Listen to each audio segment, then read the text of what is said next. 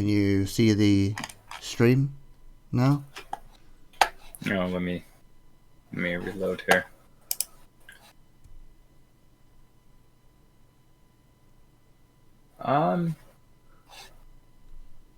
It's not popping up for me, but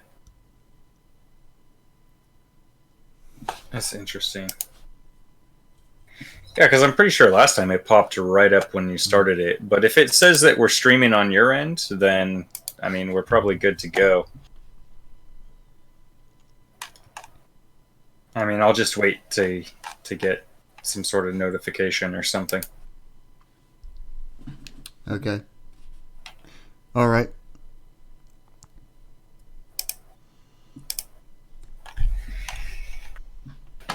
Okay, well, I guess we're going to get to it then. So, I've already stated this once, but I don't think anybody heard it the first time.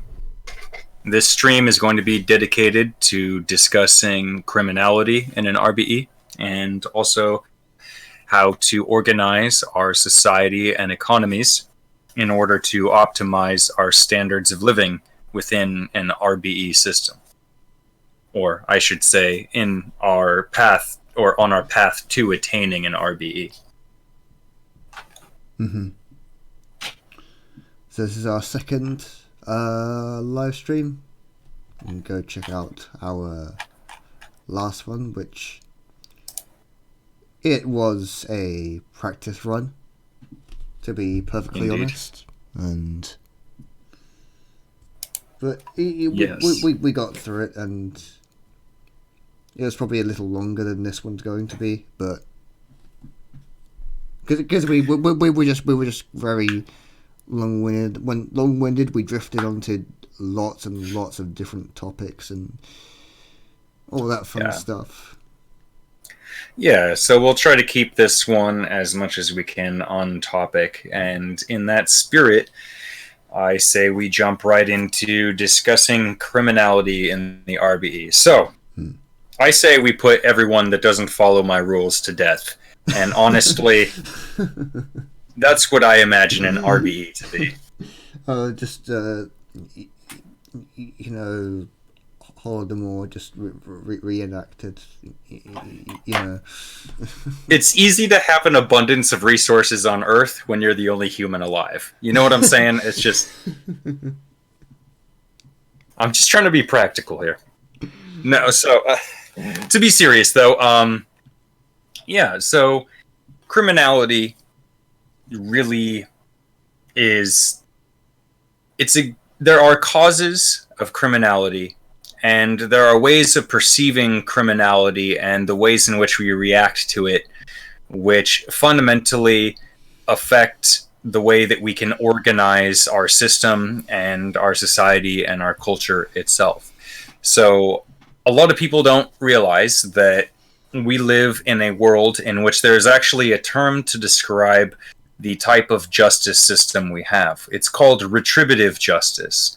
And essentially, the thinking is that if you commit some sort of crime, if you transgress upon someone's rights, you then pay some sort of penalty. That may be you get locked up, you have to wear an ankle bracelet, you are no longer able to participate in certain types of social events like voting and whatnot. And ultimately, our prison systems are supposed to be focused on rehabilitation. That's supposed to be the end result of imprisoning someone, is to get them to stop doing the behavior that got them in trouble in the first place. As I said, this is all called retributive justice. And the RBE, at least my conception of it, is a departure from using retributive justice towards a form of distributive justice, in which we look at the systemic causes of types of crime. We go to the root source and we ameliorate those causes. Meaning, if people are stealing because they're critically poor and they're going hungry, you provide food, which immediately removes that cause of crime. So instead of treating the effects of of these deprivations or whatever causes are allowing this to happen.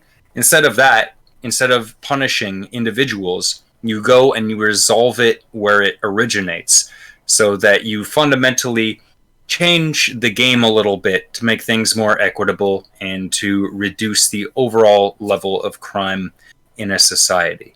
And now that's kind of a simple summation of the process, but there are going to be many rippling effects of switching from retributive justice to distributive justice. And I think that that is one of the things that we should focus on today in discussing this topic.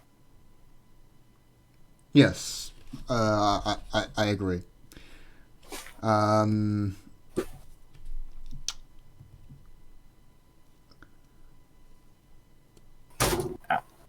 always thought of a future justice system as what I would call resolutive justice. Okay, interesting. Instead of having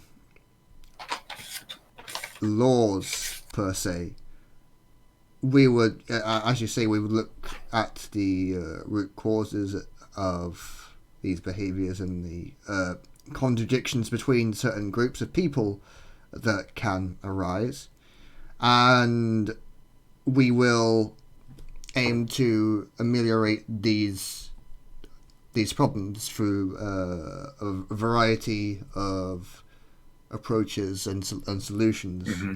rather than enforcing laws upon people.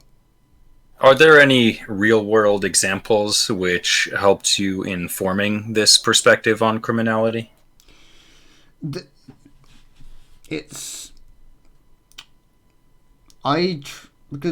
I always look at, if you look at different behaviors, no one, and different types of what we call crime today, there is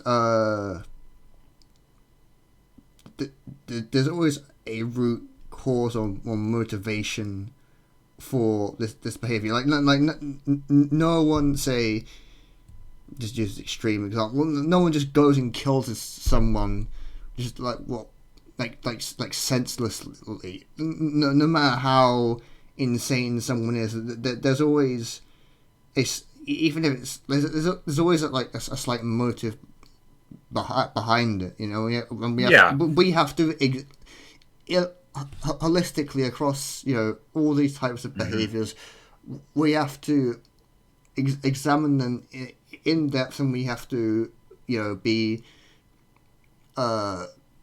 mature and be able to talk about these issues, and we have to get down to we have to pick apart everything and get down to the root cause, and then instead of enforcing law, provide a solutions-based approach where an almost kind of a medical approach to society, where society has this problem, this crime, this what do you call this? What do you call disease? That's a bit strong. This social ailment that mm-hmm. We need to find a solution for. Yeah, I mean, and to that point, I think that's absolutely correct. I want to return to something that you mentioned before, which is there's virtually never, statistically, there's never any instance where somebody just for absolutely no reason goes out and begins slaughtering people. You don't have a 42-year-old father, for instance, one day rationally decide to walk out and begin murdering people. Like maybe he has a tumor or a growth or something changes. There's a cause to it. And so in that sense, the issue is a health or a mental health issue. And the same with psychopaths and sociopaths, right? Individuals who have brains that are structured slightly or dramatically different than the average person in a population. They exhibit certain qualities that we can pick up on if we're an observant society and deal with at the root cause, which is recognizing that they have a health condition and ensuring that we give them some sort of experience or take certain measures to protect other people from them. In the case of some psychopaths, there unfortunately is almost nothing you can do to change their behavior because some of them are unfortunately very disturbed. But just how some people are born with other physical ailments, people can be born with these mental ailments. So there's still a root cause, and waiting for somebody to commit a crime first and then punishing them as individuals, instead of asking our society, well, how do we recognize and identify sociopaths and psychopaths, and then how do we treat them in order to protect everyone, including those individuals who have this unfortunate condition. So yeah, I think that's a really great point that you made. Yeah. I mean, a lot of there's a lot of different ways of dealing with this issue. I mean, you can have a karma type system, I guess, where or a restorative type system where if someone does something bad, they have to redeem themselves by repairing the damage they've done. Or you have just straight up rehabilitation, like what happens in Norway. Or you can have some forms of ostracism where people won't interact with you as much, or where it's decided that the best place for you is a secure location where you can live a normal life, but you're protected for your own safety and for the safety of others. Yeah, absolutely. And so if we had this more equitable and more systemic oriented sort of justice system, I mean, what kind of changes would we see in our society? Like, what kind of systemic solutions do you think that we should implement today in order to bring us closer to very low or no crime in society? Well, first things first, just address the obvious one. Decriminalize all controlled substances. It's obvious, and then just allow people to produce the less harmful ones, and then if for more harmful substances, attempt through various means just to try to attempt to phase them out gradually. Right. Yeah. Absolutely. And also resolving things like poverty or certain forms of discrimination or deprivation that would also pretty immediately cause a great reduction in crime, I would imagine. So, yeah, there are some big steps that we can take. I think, especially in the Western world, people tend to presume that people are naturally criminal or naturally evil, and that people are going to commit these crimes. There's nothing you can do about it. You just try to dissuade people from doing such things in the future. And that's kind of been this common sense, so-called common sense logic that's been really ingrained in our society for, at this point, possibly centuries or even up to millennia, I think. So we really do have to address how people consider how crime originates and the things that we can do in order to reduce it. I'm constantly surprised. If I could just share an example, I'm constantly surprised by how, in particular, people approach the topic of homelessness, right? Because a lot of homeless people tend to be also at the same time breaking some law, and that could be because they're simply taking up shop on a street somewhere, and that's not legal, or they could be stealing things because they're desperate.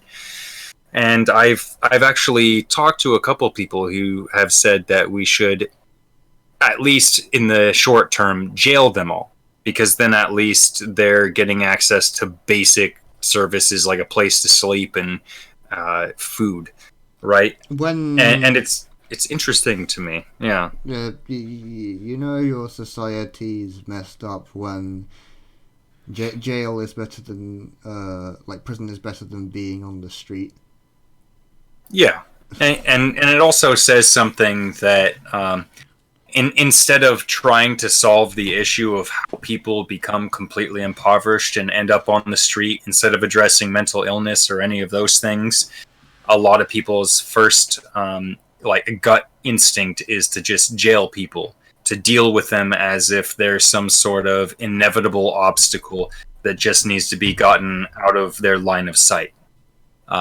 Because yeah, I, a lot of people don't know this, but it's actually cheaper to house every homeless person and to provide them basic social services than it is to allow them to sit on the street, because cops have to spend an inordinate amount of time taking care of homeless people, because they can steal things, they can cause property damage, they can disrupt people's daily routines, and that causes inefficiencies in the system. So a lot of people don't really consider that maybe just reacting to criminality, as you know, I don't think homeless people are criminals. I'll clarify, but that's the way that we treat them, right?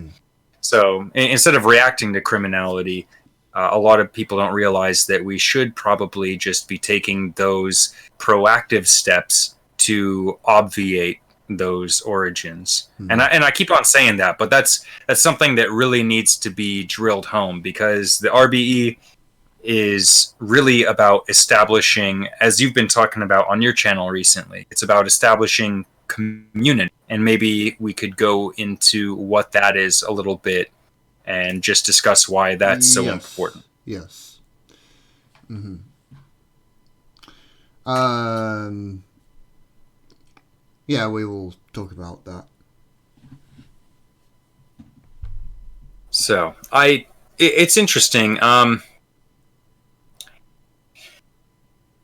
I feel like when it comes to crime and criminality, what do you think of the argument that punishing people is some sort of emotional relief for victims of crimes or the surviving members of their families? Like, have you heard that argument before? Well, people will say, well, maybe it's not going to change anything to put this man to death for raping my daughter, but I will feel better, right? Yeah, I've heard this argument, and you know, you see all over social media and stuff like that. You know, it's when you see some breaking news article about some person who's committed some horrific act, you just go into the comment section. It's just like, oh, like calling for like this person's death, or like you see a lot of angry reactions and all that kind of stuff, and that's kind of okay. I get it. They did the bad thing, but you know, they're still human, and getting angry about this isn't going to change anything. You know, what we should be doing is assessing this situation and looking at its root cause. Yeah, and so I guess in saying that, do you think that it would be fair to say that we're rejecting the philosophy of an eye for an eye? As proponents, yeah, essentially. Yeah, absolutely. Yeah, I and once again, because I feel like an eye for an eye, just that phrase, it's the perfect summation of what retributive justice is, right? If somebody deals pain to you, you deal pain back to them. And instead, we're advocating something more in line with perhaps some of the teachings of Jesus Christ, which is turn the other cheek. Or in our case, it isn't just turn the other cheek. It's maybe take the strike and then look at how you can completely resolve the issue that caused that person to strike you in the first place, so it doesn't just happen, or so it doesn't happen to you again, but also so it doesn't happen to everybody else around you. Yeah. So that was kind of a word salad, but there it is. Yeah, I understand. Yeah. It's funny how, yeah, even though, well, I assume we're both atheists, you know, religious figures can be used a lot of the time to represent our beliefs, even though not a lot of people of that religion follow the teachings of the people in their text. Yeah. Well, I think that unlike a lot of atheists who would rather just throw, you know, the Bible away completely, I think that as a historical book or piece of art, because that's really what I think it is, I think that it has some value. Now, of course, I think we should be aware that it came from a more primitive time, a less aware time, and that you shouldn't take everything in it seriously, obviously. But I do think that we can look at it and recognize our path moving forward and use it to inform our future actions. I don't think, you know, it's kind of like that argument that some people make that you can't separate the artist from the art, right? Like music, like if somebody beats someone, like their significant other, but they're also a musician, some people would boycott them and not listen to their music anymore. And honestly, I don't think that I agree with that.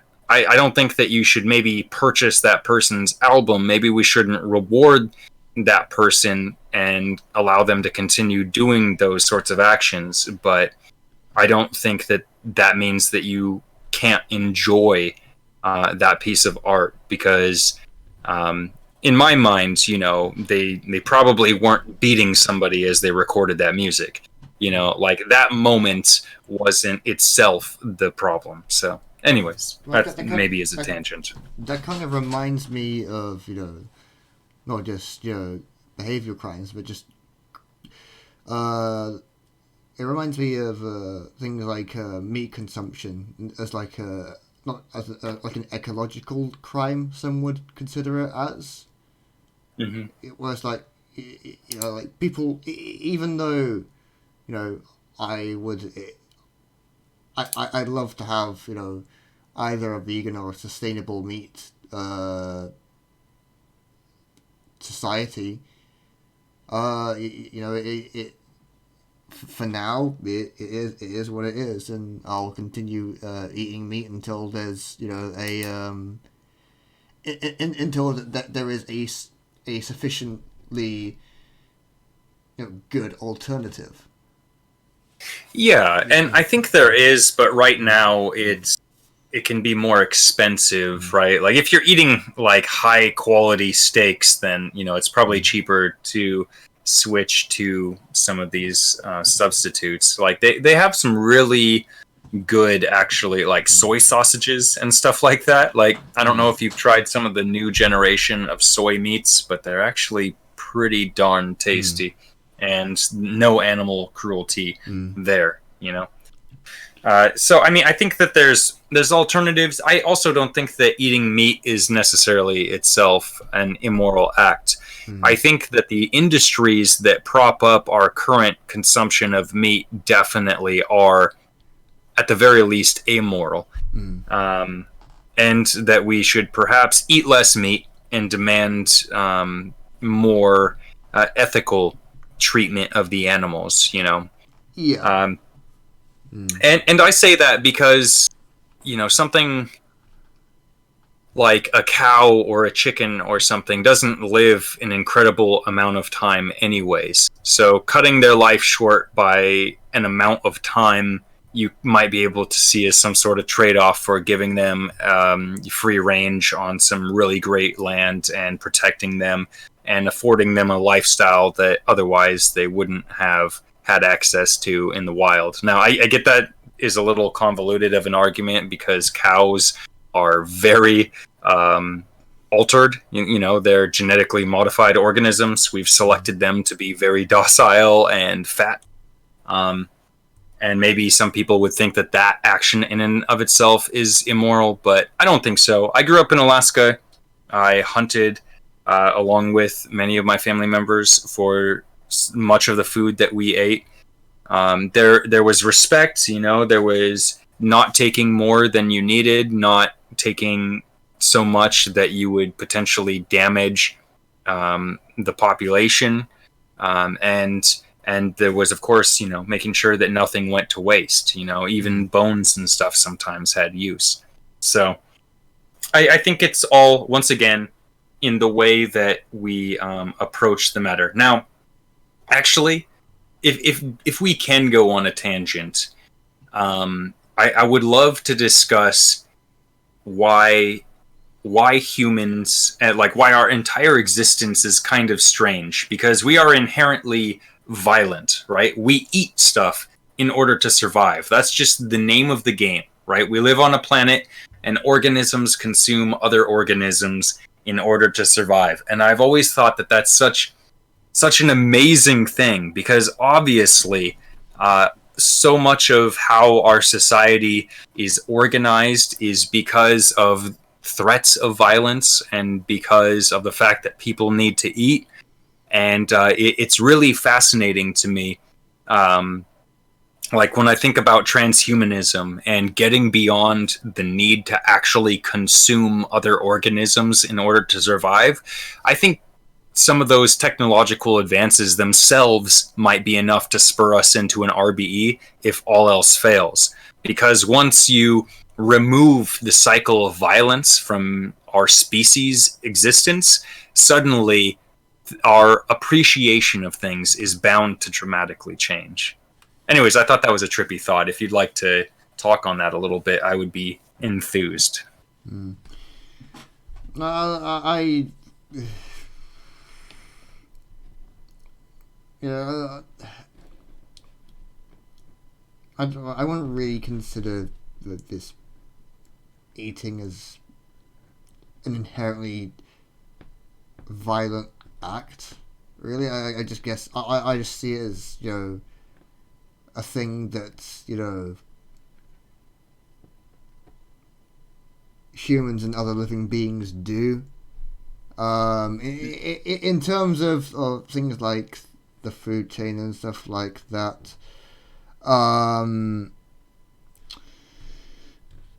Some animals, they eat other animals because it's necessary, because they've evolved, because they've evolved that way. Their digestive systems are literally geared towards carnivorous diets.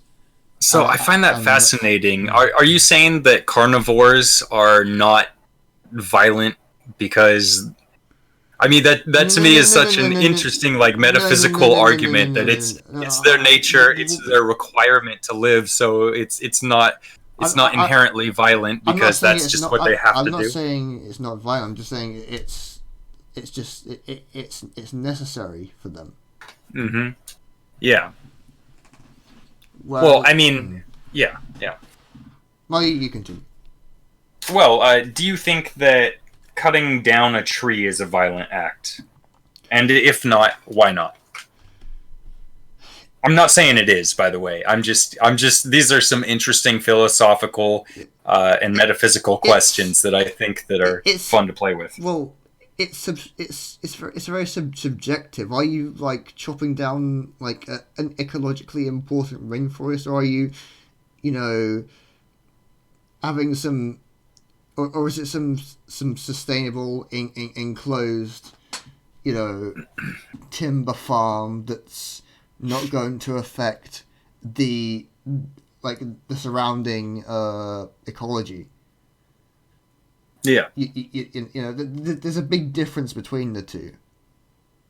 Oh, okay. Yeah, I grant that. yeah. So you don't think it's violent to chop down a living tree then? Right? Like, I mean, it doesn't have a central nervous system, sure. But the tree, on some very basic level, is probably aware of what's happening to it. Like, it doesn't have a thought like, oh no, I'm getting chopped down or anything. But it is a living organism, right? And I guess this then goes to the point of what constitutes violence. Can violence only be waged against things which are sentient, maybe? Well, I guess. I mean,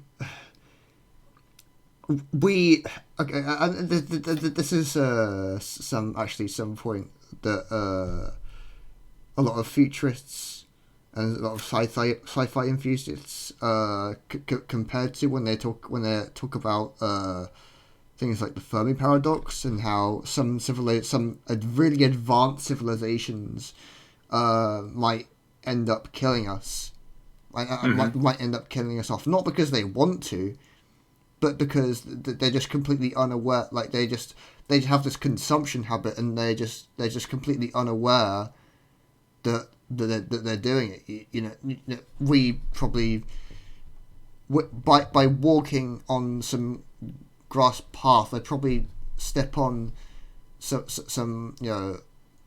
some anthill or something and be completely unaware of it. Yeah. Yeah, sure. I mean, that is interesting. I guess that comes back to like, how would we define violence? How would we define, I guess, morality and everything? Really, the reason I bring this up is because I feel like these philosophical questions about ethics and morality and everything, obviously they relate directly to our discussion on how we should organize our society and how we should deal with criminality specifically. Mm-hmm. So, I mean, the reason I bring it up is like, because people are pretty ecologically conscious, right? And there are people, and I myself am one of them, that thinks that we should preserve biodiversity, right? I would say that, yeah, like you were saying, maybe cutting down one tree isn't violent against an ecological system, but cutting down an entire forest probably is, because that's affecting many organisms. And then it comes down to like, is the reason that it's ethically or morally wrong is because it's impacting a system that we enjoy or that we depend on, or is it violent because we're impacting these other organisms, many of them sentient? So that's kind of one thing that I wanted to get at. Like, what's animal rights in an RBE look like? And I hate the word right, because we're actually not talking about rights. We're talking about more of a science-based and logically derived approach to things like preservation, conservation, and criminality. But yeah, all very interesting topics. I mean, if it's like if you have some hypothetical indoors enclosed lumber farm that's not any, it isn't a habitat of any animals or anything. It's just there primarily to fast grow trees to serve as wood production. In that kind of isolated system, I don't see anything wrong with chopping down the trees and making wood out of them. Okay, I'm glad you said that, because I laid this trap for you. Okay, now I'm going to spring it. So, what about cows and stuff, though? Like, because we're talking about how unethical to, like, the current practices of harvesting meat. Well, in that sense, we have cows in these enclosures. It's not impacting the ecology outside of it. I mean, maybe their farts and other emissions are, but the act of killing the cow itself isn't, right? So why do you think that it's unethical or immoral, maybe, to slaughter these cows and treat them in this like industrial way, but it's not the same for trees? And I guess what I'm getting at is, does it come down to sentience? Because the cow can moo at you and look you in the eyes and plead for its life at some point just by looking at you and realizing that you're about to shoot it with like a bolt gun or something. Like, yeah, essentially, yeah. mm-hmm. Yeah. So sentience is definitely a part of your ethics or moral perspective, and I would definitely agree with that. I would go further. I do think that it is violent to chop down a tree. Right. I'm not saying that it's unjustifiable. I'm not saying that it's just as violent as, say, chopping down a person.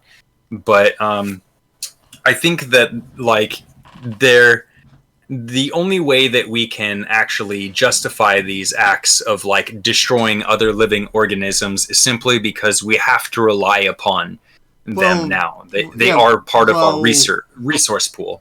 Yeah. Well, the whole concept of industry is violent, but it can be justified. It can be ethical and sustainable. It's just, it is violent, but it's not violent in the way that is massively important. Mm-hmm. Yeah, which is interesting. Like. My brain right now wants to like pick into every little thing, but I understand we probably should return to talking about criminality and not just the philosophical underpinnings. But thank you for humoring me on that little tangent, because I love things like that. I love playing with those sorts of ideas and perspectives and everything. So anyways, yeah, we could return to talking about criminality, which I feel like we covered many of the points already that we wanted to. If we want to, we could talk about quality of life or living standards next, or I'll leave it up to you. Maybe, well, if you want to talk about individual issues within criminality, or did you want to go straight to the next topic? Well, I mean, it's whatever. I know for you, it's kind of late in the night at this point, so it just depends on what your energy levels are and whether you have the interest in it in the moment. I'm fine with talking about whatever. I'm having a great time. It's only like 5:30 for me, so I'm totally good to go. Yeah. So yes, and again, so if you don't have a system of law for all these issues, then in place of that you have to have a set of solutions for each individual act, as it were.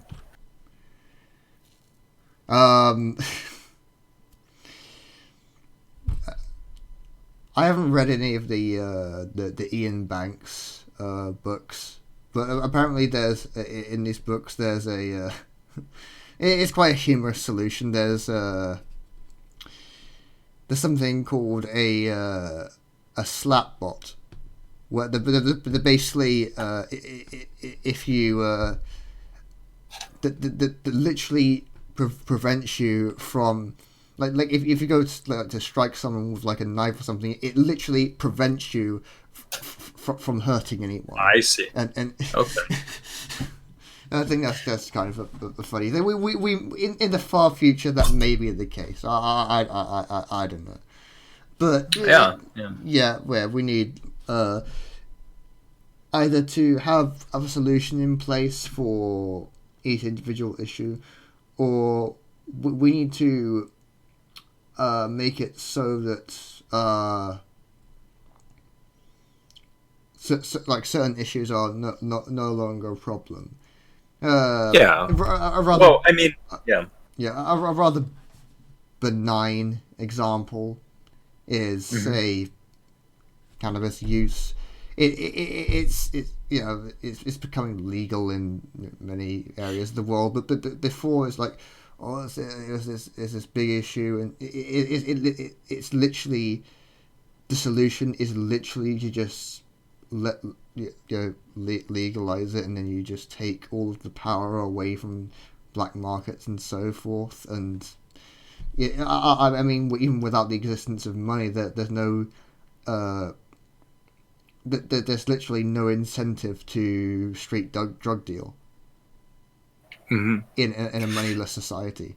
So yeah, absolutely. And I mean, so we talked about these ways of reducing crime greatly. I think one thing that we could discuss is how to prevent it, and I think we touched on this very briefly at the end of our first stream, which is social cohesion, right? Community. Building up social capital, social trust, whatever you want to call it, in order to make sure that people are paying attention to each other and are attentive to each other's wants and needs, so that we prevent a lot of crimes of passion, or we can prevent a lot of petty crimes, like teenagers doing stupid things. Like when I was a teenager, for instance, I broke into my school. I didn't steal anything. I didn't damage any property, but I trespassed onto the property at night because it was a fun thing to do, run around. I don't know. I was an idiot. I was 16, so but people do dumb things sometimes, right? And I have to say that if we were living in a society that was more attentive to our entire population, if people were more in tune with each other's perspectives and wants, and more open and everything, if we had greater cohesion, greater understanding, we probably would nip a lot more crime in the bud, because you wouldn't give people time alone in order to fester over something and decide to go lash out in whatever way they see fit. And a lot of petty stuff isn't really crime worthy. So in the community type society, it's a lot of silly stuff, trespassing somewhere without any intent of harming anyone or damaging anything, just fooling around wouldn't really be. That's not something I would consider a crime, really. Okay. Yeah. It's interesting. Criminality or crime itself today, it's definitely what's the word? Gosh, I just had it and now I forgot it. I always remember the word lethologica whenever I have a word slip my mind. I don't know if I mentioned that to you in the past, but No. lethologica is the definition of lethologica is it's the experience of when you forget a word. You're that slipped my mind. So it's so funny. I always I'll randomly forget a word, but I'll immediately remember lethologica. It just jumps right in there. It's God damn you, lethologica. It's so interesting. I don't know. The human mind, fascinating, brilliant, amazing, wonderful. It's definitely arbitrary. That's the word I was looking for. So a lot of crimes, that we punish and everything, it's sometimes they don't make any sense at all. I mean, that's why we have so many antiquated laws on the books that are still technically laws but are not enforced, and some of them are unenforceable. I think there's some silly laws where you're not allowed to wear this color on a Sunday or something like that. In some weird off-grid jurisdiction or something like that. Yeah, and in one of the towns that I live next to, it's actually illegal to stack horse manure higher than 5 feet on a sidewalk. Yeah. Just what? it just doesn't even make any sense to us anymore because they're kind of a novelty again. They're kind of rare, not something that everybody's using, and you're not hauling around like cubic yards of manure. So yeah, like I was saying, a lot of laws are definitely arbitrary now, and I think that if we looked at things systemically, if we looked at things more critically, then we could probably come up with definitely some organizations of our society that would preclude the need for these things called laws, because in a lot of times they're just like completely unfair. And then you have the entire judicial system, not the legislative, the criminal system, that people have to go through, or the civil system that people have to go through and like pay penalties or serve time or whatever else it is that they end up having to do. And a lot of the time, I would say a good number of these decisions made in court are like immoral, themselves. Like, sure, you're enforcing a law, but the law itself is not moral. But that's the law, so that's what I'm saying. We should definitely apply critical thinking and systemic thinking to how we appraise our the criminality or the criminal elements which exist within our society. Because let's get one thing out of the way, like crime is never gonna go completely away. Like that's just reality, Although maybe although in a community type system, it would be a tiny shadow of what we have now. Yeah, well, you definitely wouldn't be having like mass murders every week in the United States anymore. Yeah.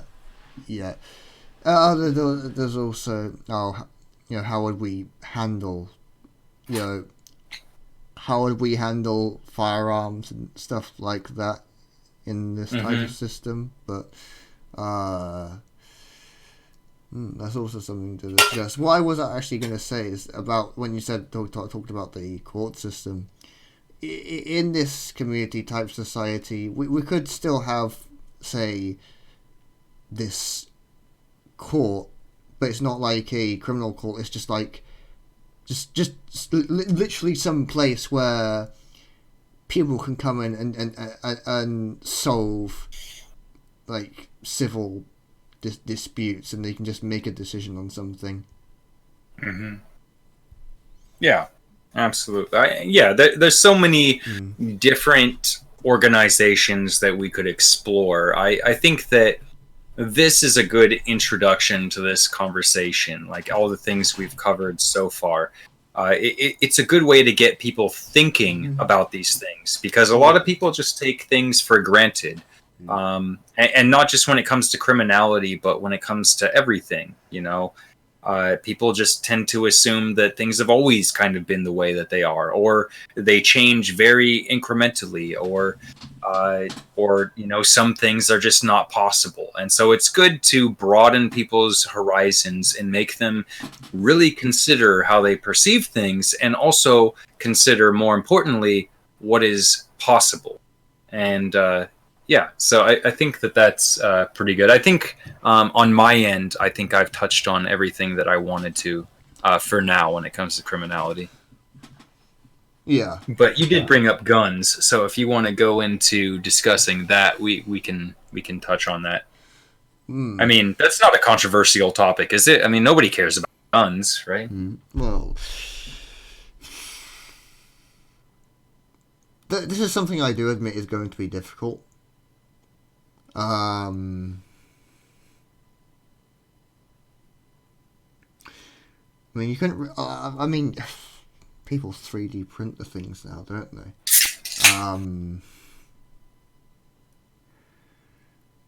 I mean, really, the only thing you can really do is to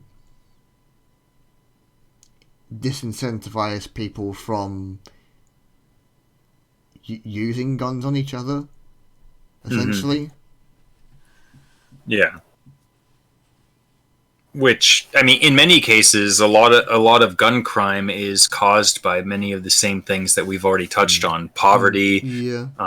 injustice or discrimination, deprivation of many sorts.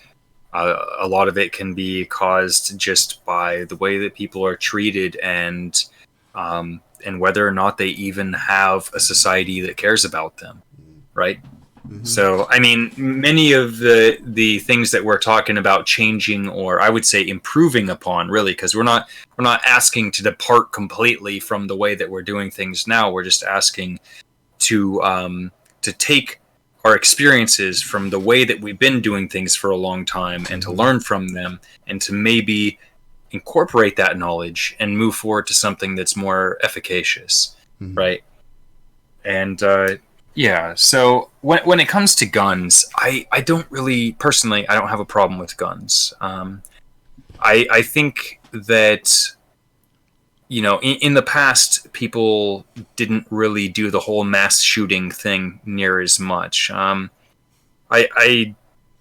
think that really, when it comes down to it, we have serious social issues, and the symptom of these serious and growing issues is that, like, the result of it is these sorts of violent acts that we're seeing. But I mean, people have been using guns to hunt and for protection and stuff like that for centuries now. Mm. And I think that now that we're seeing rises in gun violence, I don't think it's because it's easier now to get guns than ever before. I mean, in fact, now it's harder to get a lot of types of guns. I think that really we have to solve a lot of these other social issues, and that'll naturally really de-escalate the situation. And a lot of people, if they didn't feel threatened, then they wouldn't be buying guns for self-defense. Like I said, Mm. I don't have anything against guns. Like, you're right, we need to find ways in order to just get people to not really be investing so much.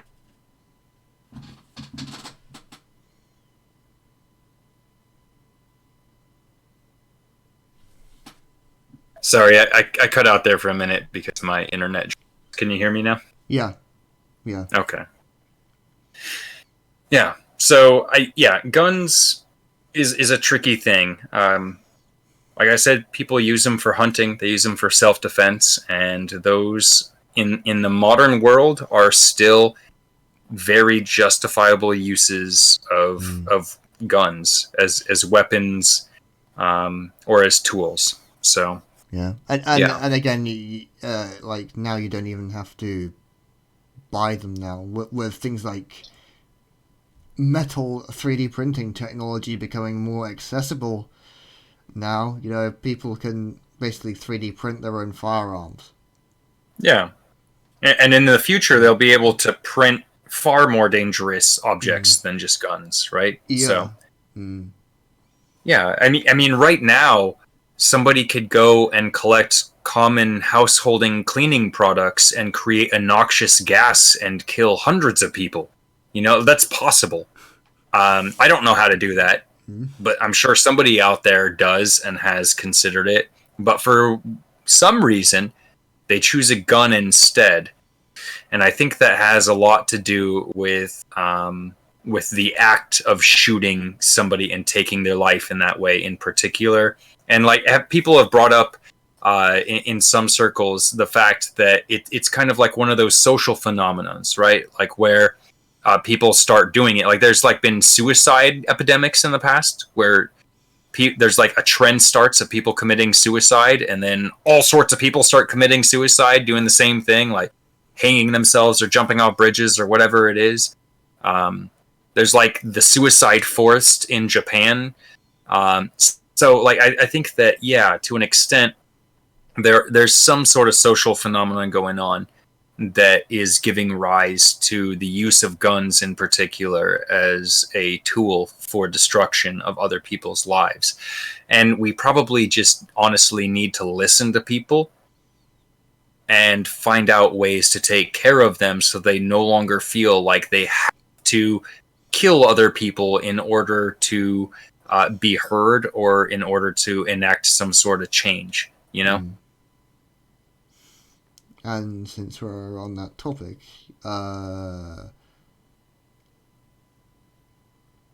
just another thing, just to offhand address. An RBE and this new type of society this new type of system will just immediately cut suicide. Just immediately. Yeah. Because of because just the social and the economical benefits, it just superior for people's mental health, and we'll see suicide decline as a result. Stress would decrease immensely. Immensely. And I think that this actually is a good point to transition into our discussion on changes to quality of life. Yes. Because the reduction of stress is definitely a vast improvement to an individual or a society's quality of life. And to continue on that path, I think, you know, if we reorganized our economy today, we could have people working 20-hour weeks like tomorrow. Like, that's totally possible. If we reduced or removed a lot of redundancies, it could happen very quickly. Yeah, very quickly. Even still within capitalism. Oh yeah, absolutely. I mean, there were studies and there were some plans that were being considered years ago at this point, where they were considering the 25-hour work week.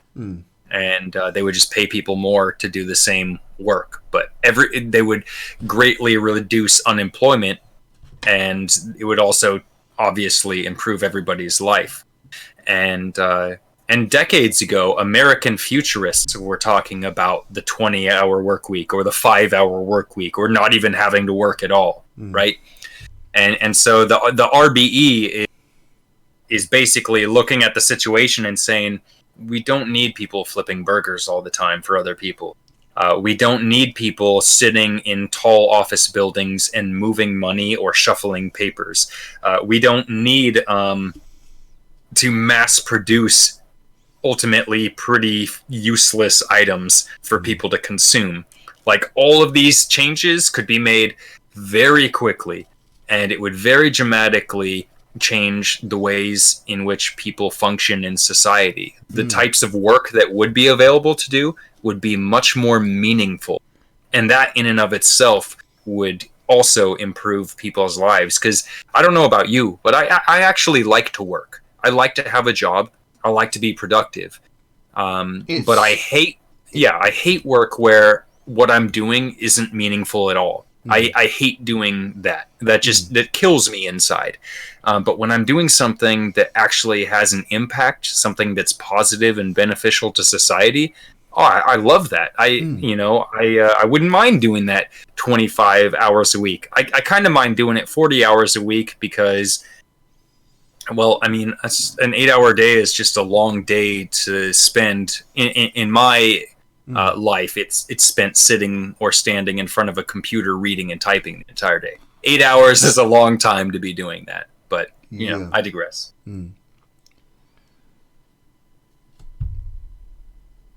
What was I talking about before you started speaking?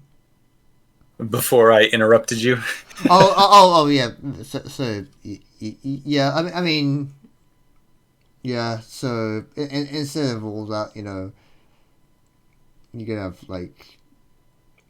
I mean, there's already chef robots, like automated chefs that can just like cook meals and stuff like that. You could it's not much of an engineering feat to have some robot with a spatula arm attached to it that just flips burgers.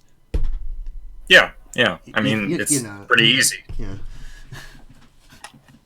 Yeah, definitely. And let's see, like, you know, moving stuff around in warehouses, cashiers. In fact, grocery stores in and of themselves are antiquated.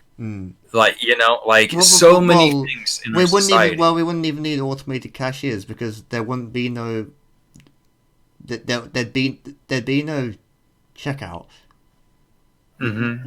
You know. Yeah, no, yeah. You would go and get some Yeah. food that you needed and then Yeah. go home. Yeah.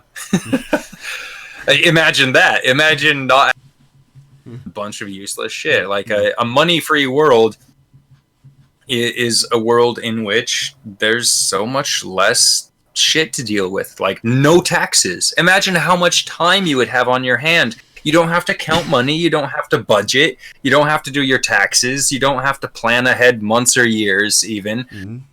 You don't have to plan for retirement. All of those accounting tasks are superfluous. And they're all sort of calculated. I talk about a lot about a decentralized system. You could literally have an algorithm for each that just for everything that just focuses on one particular thing. So you could have an algorithm that literally focuses on the distribution of one type of vegetable in one area of the world. For example. And then you could have like all different algorithms that complete each individual task. And that would make up collectively a resource management system. Absolutely. So, I mean, the things that... Oh, sorry. Go ahead. It doesn't take some immense, super advanced AI to do this thing. You had Project Cybersyn in the 70s that was already being tested, and with their computational power, they could already do economic calculation. Yeah. Imagine what we could do today. Exactly. Yeah. And so all of these things that we've just been discussing improve dramatically people's quality of life. We could double or triple the amount of free time that people have. And that means that they could actually pursue the intellectual curiosities that they have. They could pursue art. They would have time to work out. They would have time to spend with family and friends and to travel.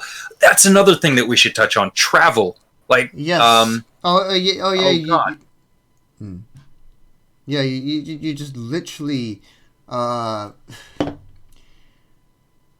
because of the principle of access, you literally, there's no such thing. There wouldn't be, because I imagine every residential facility as kind of acting like a free hotel, but scaled up to to something much bigger and something a little more long term. So you could so you could have literally a decent sized living space that's. And I talked about this in my civic design video. Literally have a living space that you customize to your liking, and then you could have like your preferences for how you like your living space to be saved onto the cloud, and then when you travel from say Northern Europe to South America, you could have your preferences transmitted, and by the time and whilst you are like traveling all across the world on an intercontinental maglev train, your new space for when you travel is being prepared for you. Yeah. Preferably autonomously. Yeah, absolutely. Yeah, it's really quite cool. And because we wouldn't have a bunch of people sitting in their own cars and having to maintain all of them and everything individually, we would have dramatically improved public transit systems. Like, when people think of public transit, they think like, oh, that's terrible. Like they generally think public transit terrible, or that's a poor person thing. But people don't realize that even 100 years ago, we had in the United States is what I'm most familiar with.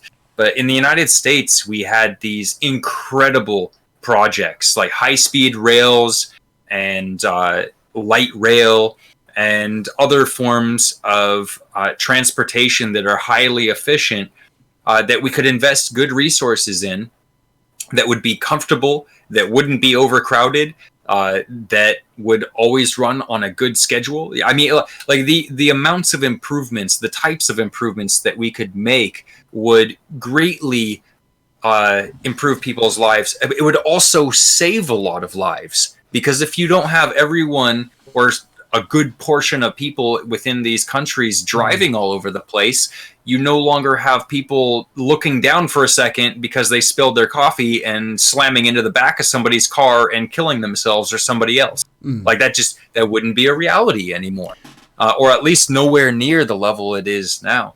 So a lot of lives would be saved, and that just has the knock-on effect of taking pressure off of the healthcare system as well. Yeah, absolutely. And when you get rid of like financial crimes, oh my god, like identity theft would no longer be a thing. Like overnight, no identity theft, because what are you going to get if you steal somebody's identity? Nothing. Nothing. Going back to public transit, a lot of one hang up some people have with public transit is privacy. Well, you could just on a train or something, you could literally have instead of having it be suited for, to jam people into, one train, you could have have one carriage be just an array of these enclosed private, like, cubicle type spaces that people could just have their own privacy while it's still a public transit system. Absolutely. And if we invested a fraction of the amount of money that we invest in the current infrastructure, we could have fully automated high-speed rails that operate off of sustainably harvested electricity, and they never have to stop. Like what they're planning in China right now, a high-speed rail that never stops. It uses magnetic cars to detach and attach and to get up to speed as it's going along. And if you had it fully automated, you could have several of those going all over the place. Like at any one time, on a loop, you could have several of them, traveling equidistantly, and that way you keep tight schedules. Everybody's getting around at reasonable amounts of time, and once again, you're alleviating overcrowding. Because if you look at a train and you're like, there's more people getting on that one that I want, I'll just get on the next, right? Like, I mean, that, and there's no rush, because you're not going to get fired from your job if you show up a little bit late, especially if your workday is 4 hours long. Well, if you're... I kind of disagree with the very notion of a job. That might be at work. You might be working with people. You might be working with people, but it wouldn't be like a job. It'd just be like commons cooperative. Collaborative commons. You're just working with some collaborative organization to make something or to provide something. That being said, I still think that you could lose a form of employment. Like if you're responsible for something and you're routinely negligent, I think that would be a reason for society to kind of say, hey, we don't want you doing this anymore. We would prefer somebody that is actually interested in this position. And that would come with no penalties. That would just mean that you need to find something that maybe you actually want to do. And It's that simple, right? Like there's so many changes that happen just when we begin to organize our society Just to be more equitable. just go. This is the last point I'm going to make on transport, because it's just a big topic. Mm-hmm. Roads. I know it's kind of a meme about how. I know it's kind of a meme about how ANCAPs hate roads. I don't really like them either. Roads take up so much land. It's unbelievable. They could just so much land that could be used for other uses. Mm-hmm. You know, if we had a public like an excellent public transit system, and also made our city systems walkable and cyclable and stuff like that, we would just save so much land from just not building roads that people drive their cars on. Yeah, absolutely. There's a huge savings in resources when we reorganize things in order to be sustainable, but also to catch up to where our technology is currently. Because all of the changes that we're talking about could happen over a very short span of time. 5 or 10 years, we could have almost all of these things fully implemented, if not all of them. Yeah. And because we're simply at this point in time, I mean, our society is not taking advantage of the full breadth of technological innovations that we have access to. And the reason that we're not is because they're not as profitable as current industries. And some of them aren't profitable. And so they're very useful for people. But because they're not something that you would make money on, there's absolutely no interest. There's no incentive, I should say, for creating those things. Right? Yeah. So I mean, look at the I mean, well, I guess I was growing up at the time that the standard was being phased out. But you look at the VHS and the Betamax. Betamax was objectively better in many ways, but VHS was more profitable. Mm-hmm. Had more market share. Betamax was phased out, and the VHS became dominant. And that's just an example of how, in our current system, what's profitable will generally be more successful than what is actually useful. Yeah, absolutely. Like, I mean, holy hell, like, the fact that DVDs and CDs are still sold to this day is a tragedy. It's a travesty, you know? The fact that we have, like, so many redundancies, like, you have cell phones and pads and, like, laptops and PCs and these other devices that exist, and you could have only a couple devices that would perform all those tasks. Yeah, I mean, right? And that's not. Yeah, you could customize those. Yeah. I'm not saying they would all look the same. It's just we could reduce redundancies and inefficiencies and benefit from it. I mean, I know it's I know it's just some capitalist gimmick, but hey, you got the new folding phones that once it's a phone you could fold it out into a tablet. Mm-hmm. That's something decent that Samsung's done. Yeah.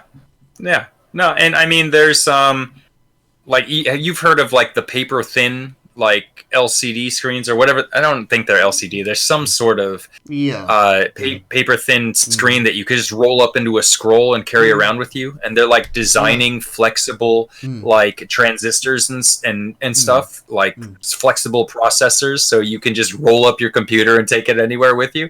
Like, I mean, Why would you need a phone and a cell, or I mean, not a cell phone, a phone and a laptop and that and a PC and a pad and all these other things? Like, it's so ridiculous. And once again, I'm not saying that like these sorts of decisions would remove choice from the equation.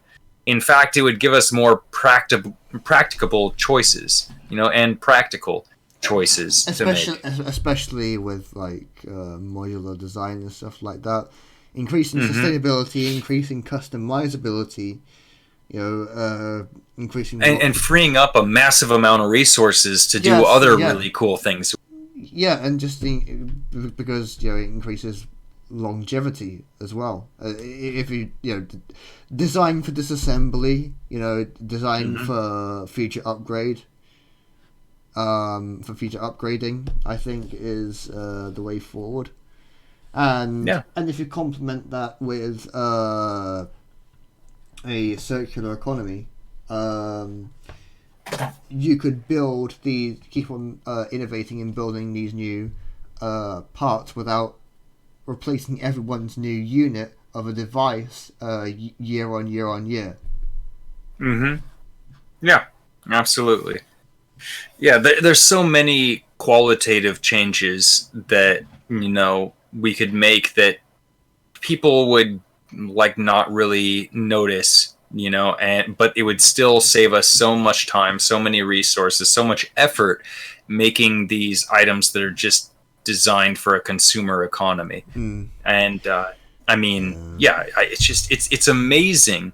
If we're greatly reducing the amount of plastics and rubbers and stuff that we're putting out as wrappers and everything, then we will have less pollution in our environment. That improves people's lives. When we no longer are incentivizing the destruction of the rainforest just so people can plant crops to sell on a global market, then we're preserving biodiversity.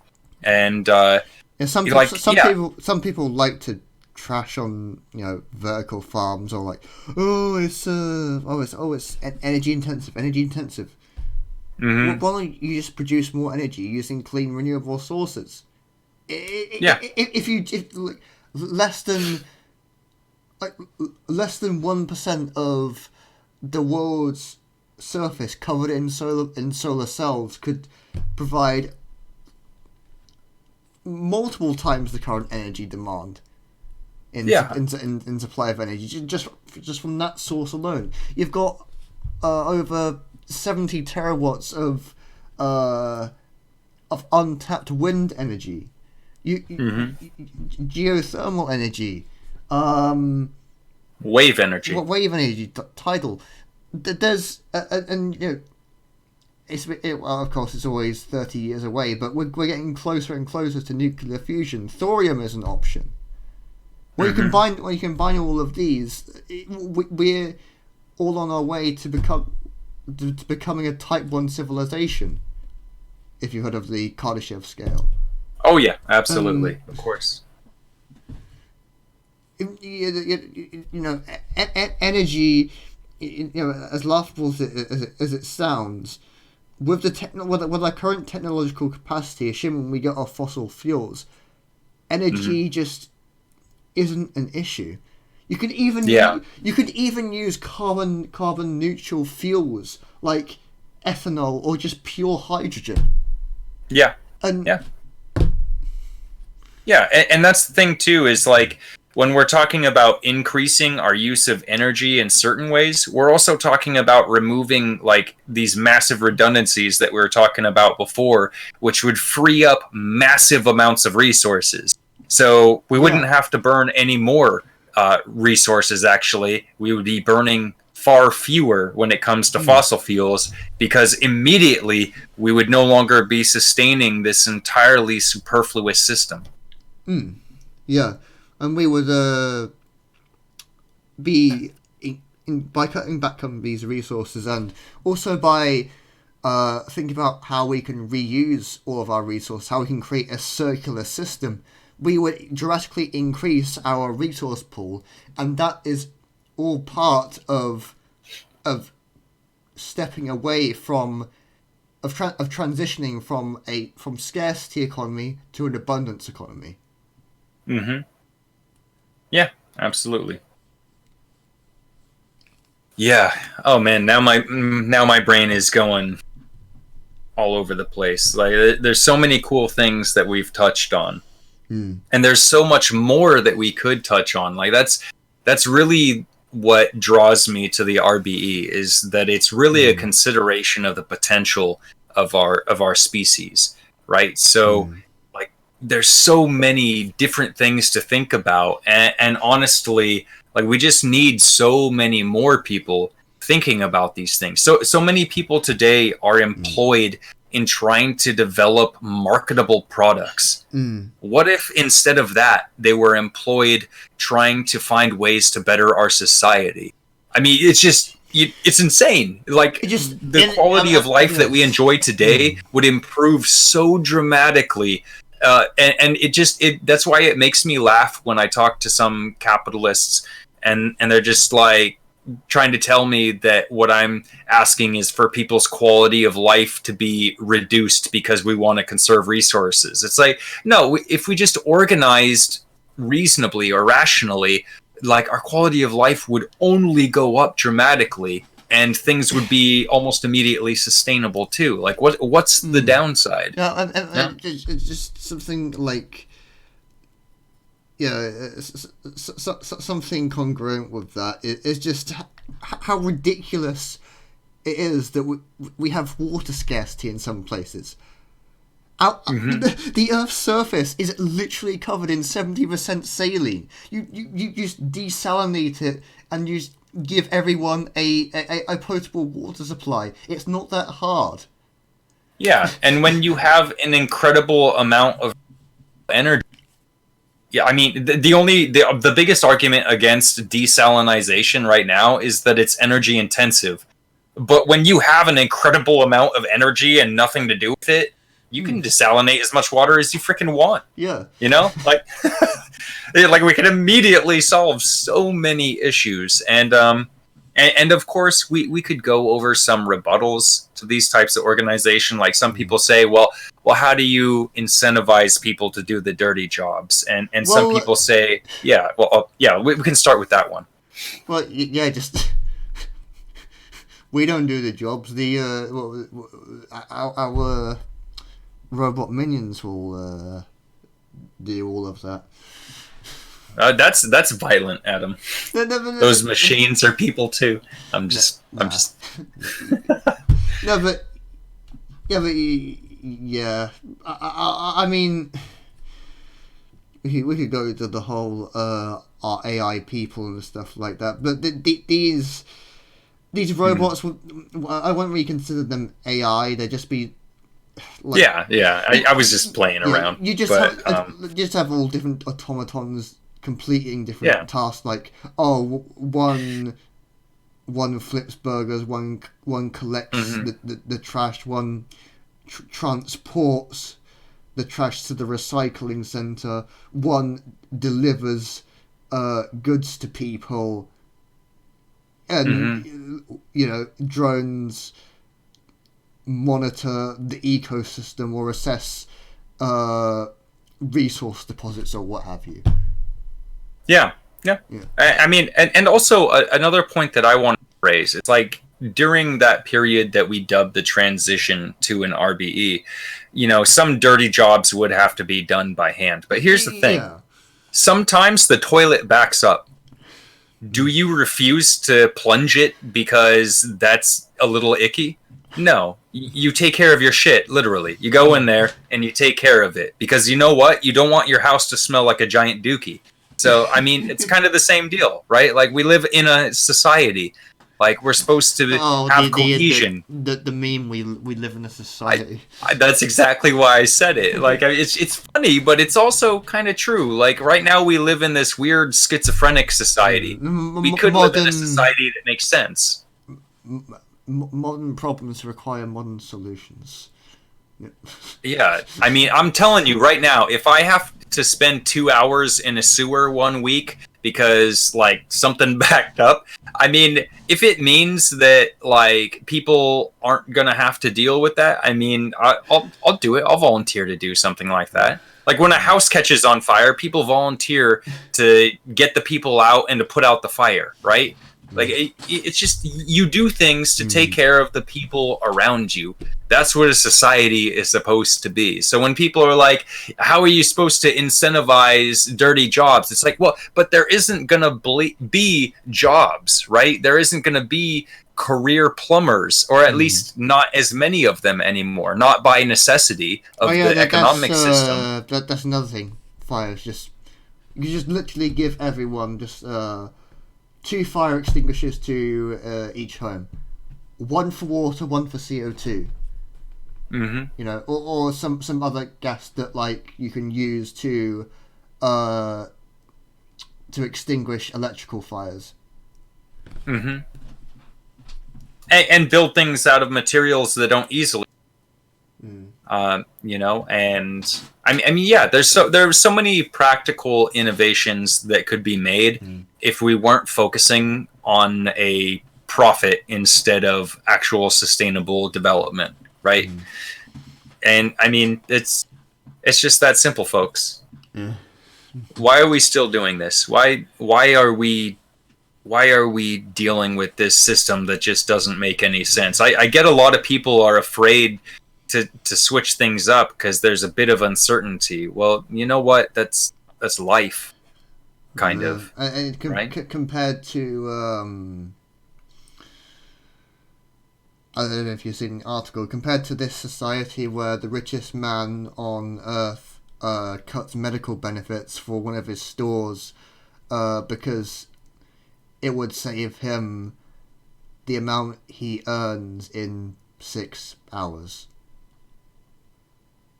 Yeah. Yeah. I'm so lost in thought right now. There's so many things to think about. I just get so excited on this topic. I don't know why I haven't been making videos. I think I'm just a little burnt out on doing my own thing. If I had people to like hang out with and like make videos together, I think I would make a lot more. I really love this topic though. I have so much fun with it. This concept, the entire RBE. I mean, you know what we should try to do is next time we should try to get Travis Grant or one of these other advocates in here. Yes. We should definitely shoot for that. I know he's out there. I know he might have seen our first episode. Yeah, I think he did. That little stalker. We got to get him in here. Yeah, but something that just reminded me about talking about quality of life, and this kind of comes in tandem with a little bit with social cohesion and other topics we've discussed. Is we've been talking a lot about the physical side of quality of life, haven't we? During this stream, well. There's also a social side to quality of life in terms of socialization and relation, like taking more time to find relationships, whether they be platonic, romantic, sexual, or otherwise. You know. That would be. And we could, as I've talked about in videos, we could, have create structures where people are incentivized to be more pro-social and want to interact with other people, and maybe that could spur friendships or relationships or what have you. Yeah. Absolutely. And less people would be lonely, and you'd actually see a reduction in things like sex crime. I'd imagine. Well, yeah, and you know what? I wanted to say that, like, because porn is a really interesting topic, right? Like, Yeah. when porn was introduced, crime dropped dramatically. When prostitution is entered into like some economies, crime drops precipitously. It's kind of a funny thing. It's almost like people have needs that aren't being realized and can't be fully realized by the current system because Yeah. it can be very exclusionary, Yeah, right? And or denigrating. because it's not recognized. We are we are emotional beings. We are social beings. We Hmm. are innately sexual beings, and we have those needs.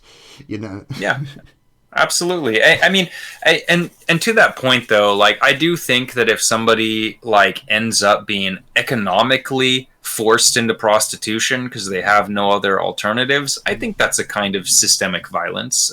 Yeah. Same thing with porn, right? I mean, it's not exactly the same, but like if somebody finds themselves in a situation where porn is like one of the few ways out and probably the least painful or boring way out, and they do that's kind of a systemic form of violence. I don't think sex is a bad thing, and I know there are porn stars, that like there's that one woman, I forget her name now, who was talked about for quite a while. Like she has a doctorate's degree, Mm-hmm.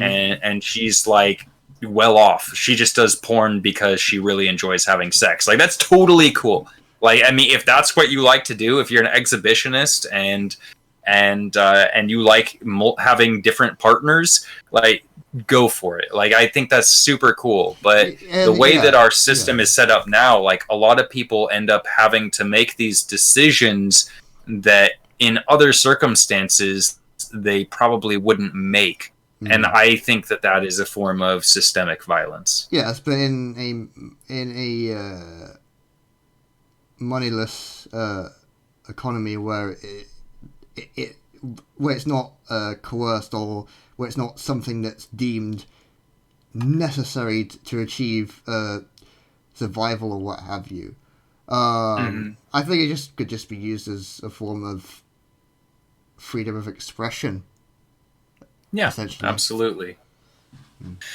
Yeah. So we just had Millennial join us. Unfortunately, Millennial does not have a microphone, but hello, dear friend. Yeah. We were just talking about porn and prostitution. Yeah. These are very Uh, intrinsic concepts related to the RBE, obviously. no, but it's still important to discuss because uh, well, what started this is how what started this conversation was how in an RBE, since we have all these different types of needs, not just physiological needs, but emotional needs, social needs, sexual needs, and stuff like that. And Hmm. that they would be, we would find ways to create structures that take care of all of that. Yeah, yeah, absolutely. I mean, once again, like if somebody enjoys um, having sex with strangers, that has some level of social value. I don't think there's anything wrong with sex in the least. I'm a very sex positive person. Oh, same, Personally, I'm same. yeah, personally I'm monogamous oriented, Mm-hmm. and I am not interested in having a bunch of random partners. I mean, that's just not me. But I also recognize that I went through different stages when I was, Mm-hmm. especially when I was a younger person, Mm-hmm. and I think that that's totally natural and fine. I think Yeah. that prostitution, like I said before, prostitution can just by itself dramatically lower crime in an area. Mm. So obviously, there is some social utility to people going out and committing these sexual acts with strangers. I mean, whatever. I mean, that might be controversial or really upsetting to some people. I make no apologies. We are sexual beings, like you said. Mm. Yeah. Another way to alleviate this kind of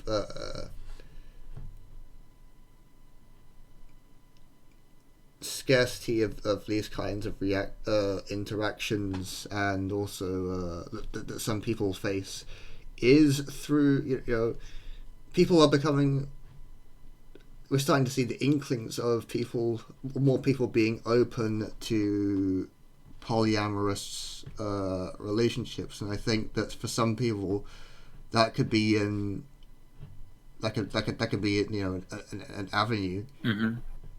Yeah. You know. Absolutely. I mean, as soon as we're removing these vertically hierarchical economic structures, we're greatly reducing power dynamics, right? Immediately. I mean, we've already. We've already taken about. We've already taken care of at least in the Western world, most of the religious conceptions of sexuality. No one really cares about oh, you're doing this certain thing, you need Jesus or whatever. No one really says that anymore, at least if you're not if you don't live in the deep south of the US. But I digress. Well, so now we've covered all. Apparently, people are just going to be having lots more free sex in the RBE. I mean, come on, guys! Like that's definitely an increase in the standard of living. So, we've covered a broad variety of topics today, or subtopics within these larger topics that we wanted to at least touch on. I think that. If you are okay with ending the stream here, I am. If there's anything else that you'd like to discuss, I feel like we've put out enough material to spark a pretty decent conversation, or at least thoughts in people's minds. Mm-hmm. So, next time,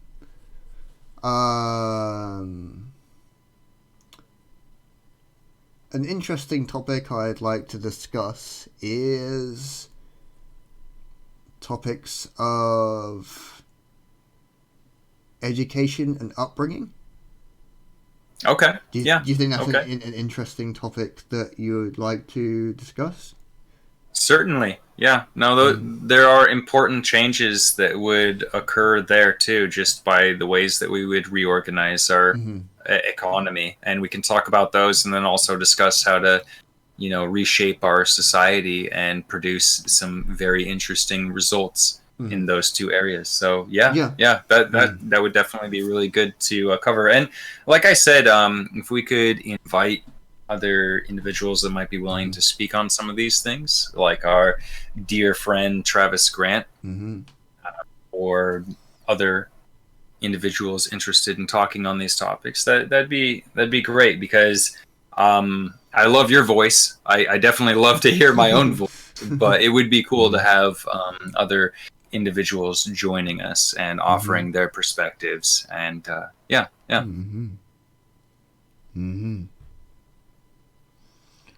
Yeah, in a way it's nearly 2:30. Yep. Where I am right now. So yeah, I will be uploading my next video probably by the end of next week now. I mean, I uploaded a short video yesterday, and then we have this stream now. Yeah. So yeah. I think what I'm going to do is I'm probably going to download and then streams on my channel. And I think I'm also working on actually finishing up the race realism series. So I might record and release the first part of the second chapter of the alternative hypothesis debunked tonight. So, yeah. Things are happening, folks. Yep. Just something I'd like to note is that, I just think that over the course of these next few months, we really need to sort of prepare ourselves for the decade ahead. Oh yeah, yeah. I really think that we should try to make the 20s definitely a significant time for us as proponents. Maybe even make it have a goal of having some transition during the next decade, possibly.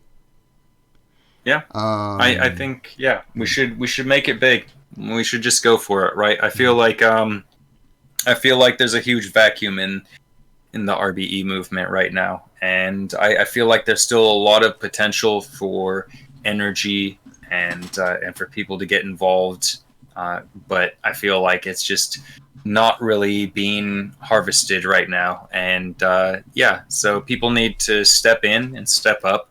And yeah, we should definitely start actualizing our activism. Yeah. Mm-hmm. It. I mean, I'll mention this. It's already mentioned in my new video, but I now have a blog that I will post a link to in my next video. I'm basically just going to post there my progress of stuff I'm doing on my YouTube channel and also other things as well. Mm-hmm. So yeah, and also maybe too, because you can pretty easily monetize the blogs. It can be a good revenue stream for any projects that I want to start. Yeah, absolutely. Yeah, I think that it would be good to begin thinking about ways of improving like production value and also finding ways of just overall increasing our visibility. So Yeah, yeah, and also it just we live in a monetary system. We need the monetary means. I'm thinking of ways to, on top of my job, find ways of earning passive income to raise funding for any kind of startup things I want to do. I've started I'm interested in investing. Now there's quite a few apps where you can just plug all your details in and just start investing. That have just they have quite a good score on Trustpilot, so I trust them. yeah, But, yeah. Well, all of these things and much, much more to come shortly, everyone. yes. Adam, have a wonderful night. It's late. Get some sleep. Yep. I'm going to go do something with myself. We'll see what happens. That sounded really ominous or something. I'm going to try to work on a video. All right, I'm done. Okay. I'm delusional. I'm delirious. Whatever. Okay. All those things. All right. I'll catch you guys later. See you later, Nathaniel. And Adios. Adios. Peace.